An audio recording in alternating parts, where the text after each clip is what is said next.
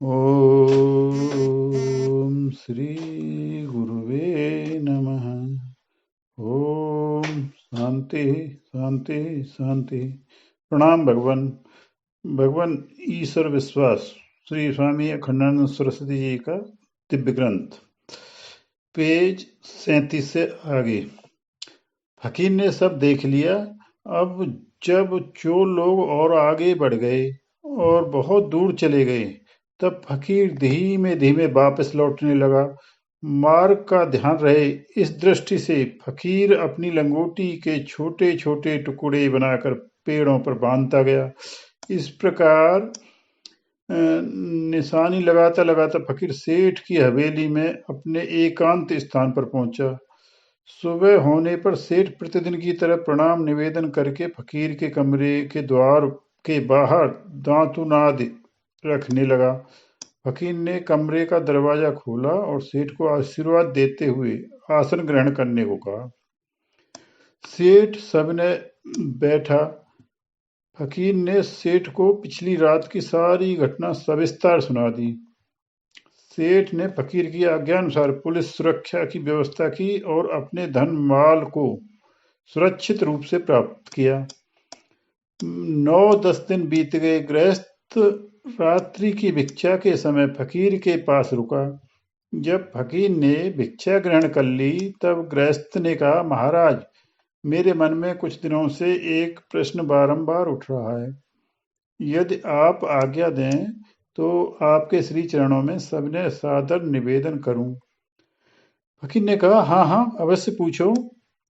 बिल्कुल खुल्लम खुल्ला बोलो। गृहस्थ बोला, महाराज, कब्र सच्ची है या मुर्दा सच्चा है? फकीर बोला, कब्र बिल्कुल सच्ची है, मुर्दा ही झूठा है। गृहस्थ ने फकीर के चरणों में सादर प्रणाम किया और विदा हुआ। उसी रात के लगभग 2-3 बजे फकीर ने भी उस हवेली से प्रस्थान किया और सदैव के लिए अलविदा हो गया। जब श्री उड़िया बाबा जी महाराज ने यह कहानी सुनाई, तब मेरे मन में आया कि बाबा मुझे यह कहानी इस अभिप्राय से कह रहे हैं कि गीता प्रेस की कब्र तो बिल्कुल सच्ची है, लेकिन अभी तुम मुर्दा नहीं हुए हो। मुझे बिल्कुल ऐसे ही लगा। उसके बाद मैंने श्री उड़िया बाबा जी महाराज से संन्यास दीक्षा लेने की जिज्ञासा प्रकट की और उनसे संन्यास दीक्षा देने की प्रार्थना की। उन्होंने मुझे स्वामी श्री ब्रह्मानंद सरस्वती जी से संन्यास दीक्षा ग्रहण करने के लिए कहा। उन दिनों स्वामी श्री ब्रह्मानंद जी सरस्वती का नाम बहुत प्रख्यात था। स्वामी श्री करपात्री जी महाराज ने भी उनसे संन्यास लिया था। मैं उनके पास कभी कभी जाता था। वे 12-12 घंटों तक एक आसन से अचल अडिग होकर बैठे रहते थे। अच्छा, आओ सीताराम, आपको एक और बात सुनाता हूँ। आपके शरीर में चाहे जितना भी दर्द होता हो, आप बिल्कुल भी हिले नहीं। आप अपने शरीर को एकदम अचल बनाइए। आंख की पलक भी न हिले। भले ही आंख की पलक बंद कर दीजिए। जब आपका शरीर नहीं हिलेगा, तब आपको दर्द भी मालूम नहीं पड़ेगा। अच्छा देखो, आप अपनी आंख की पुतली स्थिर कर दीजिए। आपको दर्द मालूम नहीं पड़ेगा।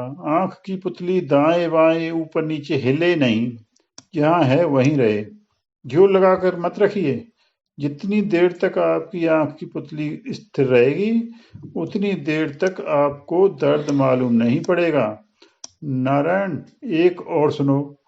आप अपनी जीभ को मुंह के भीतर ऐसे रखें कि वह अधर में लटकी रहे। आपको दर्द नहीं मालूम पड़ेगा।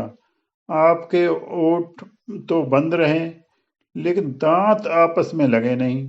अपनी जीभ मुंह के भीतर ऐसे रखें कि वह नीचे लगे और न ही ऊपर लगे, अपितु अधर में लटकी रहे।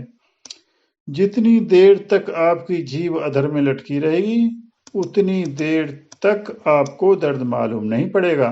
हाँ हो, अपने शरीर को अचल करना, अपनी आंख की पुतली को स्थिर करना, अपनी जीभ को अधर में लटका कर रखना इत्यादि कुछ व्यवहारिक युक्तियां हैं, जिनसे दैहिक दर्द दुख मालूम नहीं पड़ता है।